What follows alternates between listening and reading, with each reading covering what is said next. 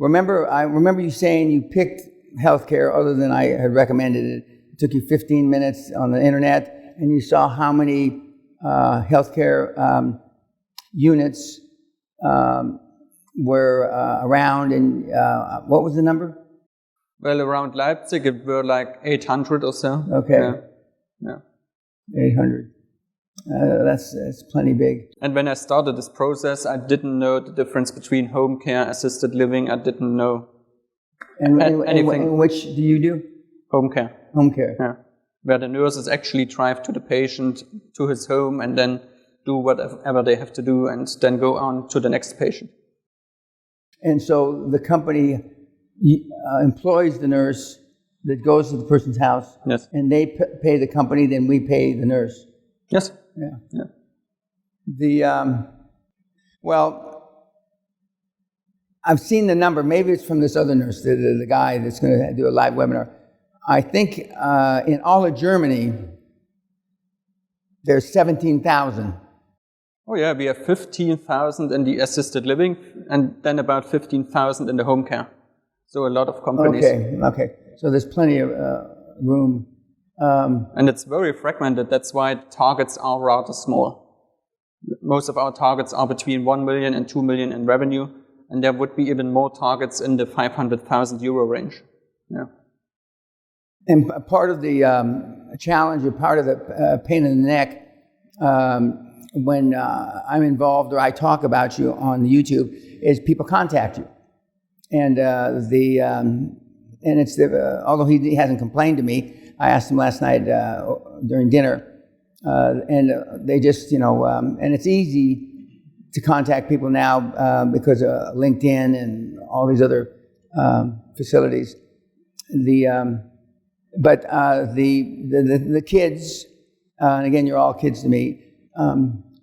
Even though it's on paper, I know I did all but this, and I know that I'm supposed to do this, but I didn't do it. And they never have a real reason, or they don't have a good reason for sure, but they don't have a real reason why they don't follow the steps.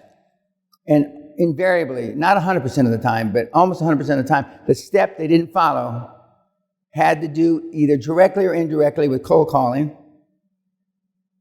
and spending that emotional bank account that you may or may not have.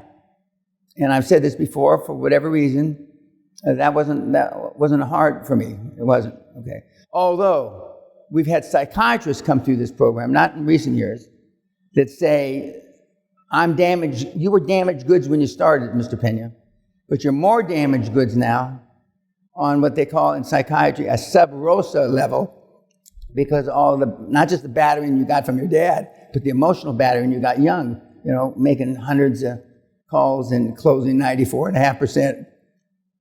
And so I'm not going to use a psychiatrist's name, but I said, well, doctor, well, what does that mean? I'm going to pay my penance when I go to my maker? He says, probably so. But knowing you, Mr. Peña, you probably won't give a shit. So but that wasn't hard for me.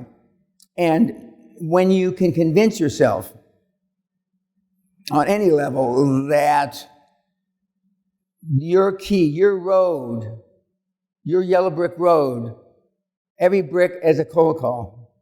And he was one of the first that said he did Mr. Peña's numbers were very accurate. You didn't say very accurate, pretty accurate. I made 1,613, I think, cold calls until things came together. And we've had other guys in the Netherlands make 1,200 cold calls. But we've had, the more recent Irishman, he made, I think, 3 cold calls, which I still, it's hard for me to believe that. But what message, and we're coming up to before that. Remember, 75% of all transactions in commercial banks are done the last 90 days of the year. 75%.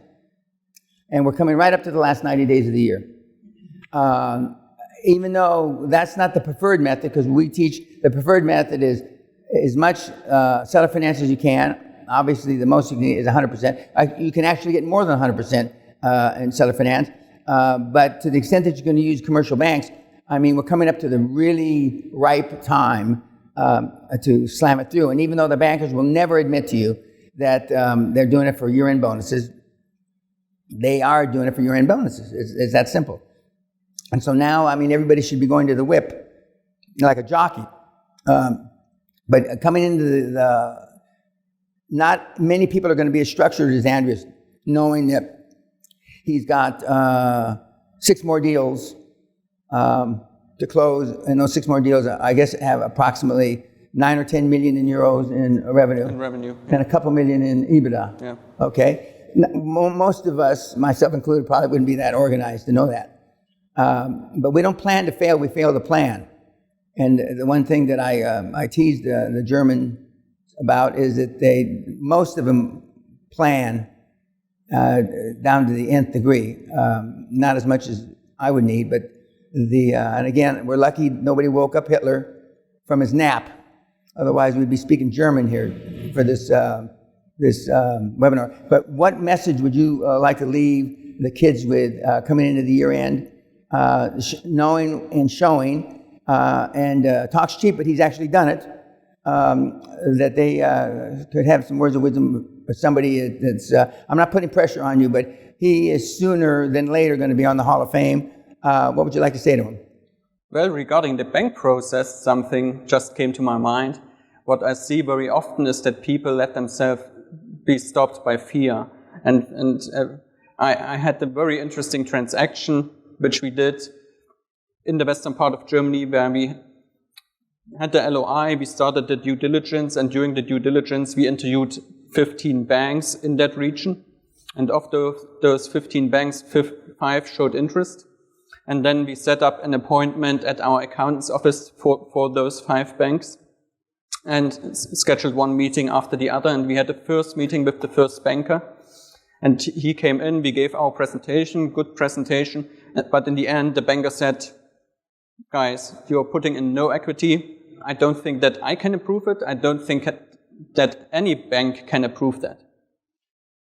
However, 30 minutes later, we had the next meeting. We gave the same presentation, almost the same words. And after that presentation, the banker said, looks good, send us over the financing package. I'm sure I can approve that.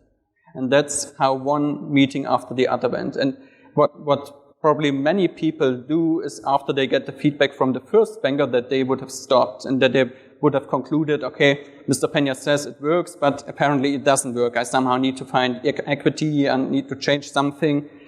And that's really not the case. You only have to talk to more banks, more financial institutions. That's something which I think is important. Apart from that, I would end with, I think QLA is a lot of fun. If you are the type of person who likes to work hard, who likes challenges, who likes to take on responsibilities, then QLA is really fun, really interesting. If I look back at my old jobs I had, it would have taken me a long time to get to the position where I have that much responsibility like I have now. And that's really a lot of fun. And it improved the life of me, my family, and a lot of people involved. Yeah. And for his age, to have as many employees that he has now and is projected to have by year end is pretty remarkable. You don't normally get that in the corporate hierarchy at his young age. And he said he had no sales background. His presentation skills were good, but no sales background. He didn't get people to do what he wanted to do when he wanted them to do it. And it's quite remarkable, the transition I see, not just with him, but with all the kids that put the QLA even, and I'm not suggesting you do it part-time. I've never seen a high-performance person part-time. But when you start to see QLA grow, and you grow, you're more, you're functioning or looking more closely at the numbers and how those numbers have grown. But you're not necessarily looking at yourself.